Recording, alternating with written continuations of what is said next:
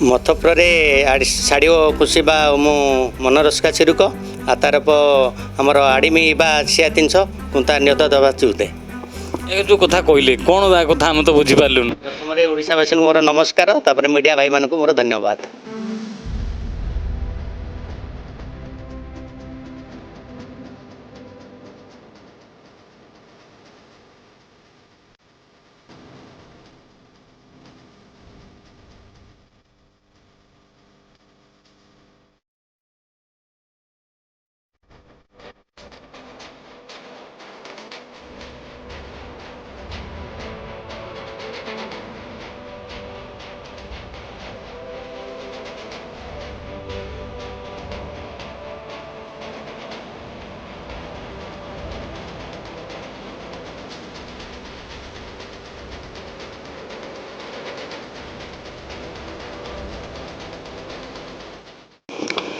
ମଣିଷ କର୍ମମୟ ଜୀବନରେ ବ୍ୟସ୍ତବହୁଳ ଭିତରେ କେଉଁଠି ନା କେଉଁଠି ନିଜର ମନକୁ ରିଲାକ୍ସ କରିବା ପାଇଁ ବା କେତେବେଳେ ଗ୍ରାହକକୁ ଆକୃଷ୍ଟ କରିବା ପାଇଁ ବିଭିନ୍ନ ପନ୍ଥାକୁ ଆପଣେଇଥାଏ। କିଏ ଗୀତ ଗାଇ ଗାଇ ଚୁଟି କାଟେ ବା ନିଜର ପରିବାର ବ୍ୟବସାୟ କରିଥାଏ, ତ ଆଉ କେହି ବିଭିନ୍ନ ଅଙ୍ଗଭଙ୍ଗୀରେ ତାଙ୍କୁ ଆକୃଷ୍ଟ କରିଥାଏ।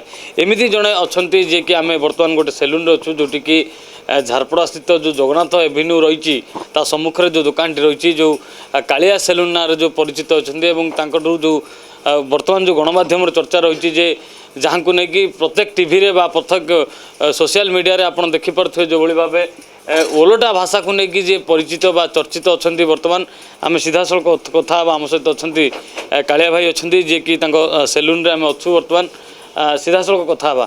କ'ଣ କହିବେ ଆଜ୍ଞା, ଆପଣ ଓଲଟେକି ଭାଷାକୁ ପ୍ରୟୋଗ କରୁଛନ୍ତି, ଲୋକଙ୍କ ସହିତ କଥା ହେଉଛନ୍ତି, କେମିତି ଏହା ସମ୍ଭବ ହୋଇପାରୁଛି? ମଥପୁରରେ ଶାଢ଼ୀ ଖୁସି ବା ମୁଁ ମନରସ୍କା ଚିରୁକ ଆତାରପ ଆମର ଆଡ଼ିମି ବା ସିଆ ତିନିଶ କୁନ୍ତା ନିୟତ ଦେବା ଚୁତେ ଏ ଯେଉଁ କଥା କହିଲେ କ'ଣ ତା କଥା ଆମେ ତ ବୁଝିପାରିଲୁନି। ପ୍ରଥମରେ ଓଡ଼ିଶାବାସୀଙ୍କୁ ମୋର ନମସ୍କାର, ତାପରେ ମିଡ଼ିଆ ଭାଇମାନଙ୍କୁ ମୋର ଧନ୍ୟବାଦ।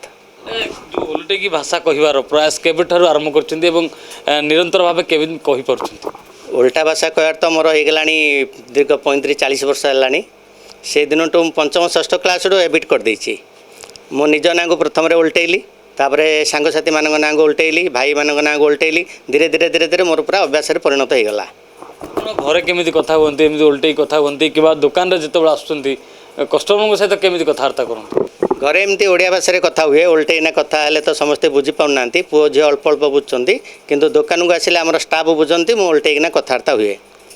କଷ୍ଟମରମାନଙ୍କ ସହିତ କେମିତି କଥା ହୁଅନ୍ତି? କଷ୍ଟମର ତ ବୁଝିପାରୁନାହାନ୍ତି କେହି, ଆଉ ସେଇଥିପାଇଁ ବେଳେବେଳେ ପଦେ ଅଧେ ଏମିତି କଷ୍ଟମରଙ୍କ ସାଙ୍ଗରେ ଆମେ କଥା ହେଉ।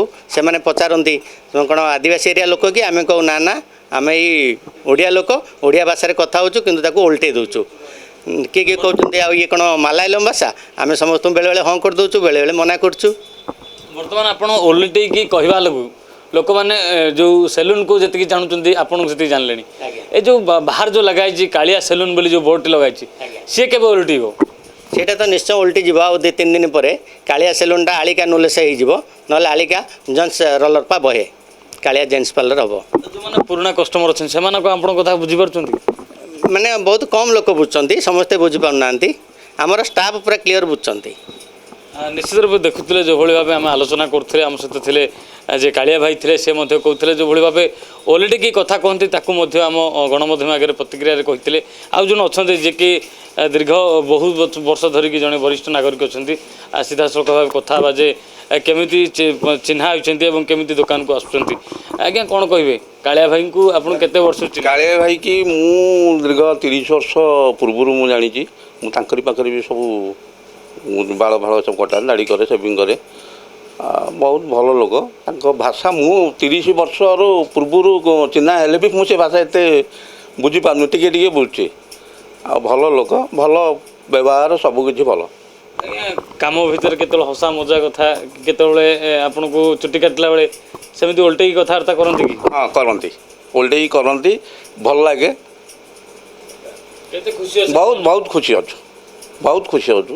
ଭଦ୍ରଲୋକ, ଭଲ କାଟନ୍ତି, ବ୍ୟବହାର ବି ଭଲ, ସବୁକିଛି ଭଲ।